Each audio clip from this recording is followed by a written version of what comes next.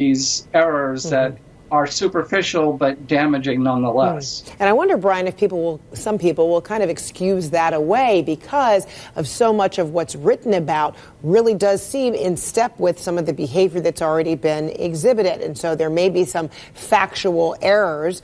Does it mean that there will be some readers, or at least Michael Wolff counting on readers who will say, okay, you may have gotten some of this stuff wrong, but so much of it sounds familiar or possible? I think if people have doubts about the book, they should go out and read it for themselves. And that includes the White House aides that have tried to demean the book and call it all fiction.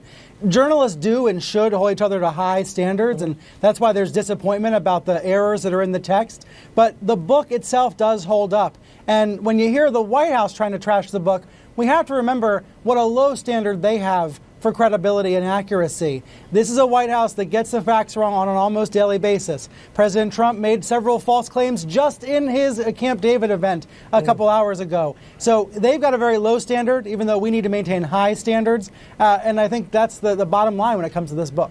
Yeah, and it seems as though maybe refraining from releasing the statement, Steve Bannon now, and then deciding to release some of it, it's almost as if is this like trying to get back into good graces of the White House, or at least the Trump company. Right. Yeah, we're all. I noticed at Camp David, President Trump said the Russia investigations make our country look foolish. He said foolish repeatedly. Well, how does fighting with your former chief strategist make the country look? Calling him a dog, how does that make the country look? Fred, I'm going to go with the word foolish. Okay. Brian, Michael, Julian, thanks to all of you. I appreciate it. All right, coming up, Attorney General Jeff Sessions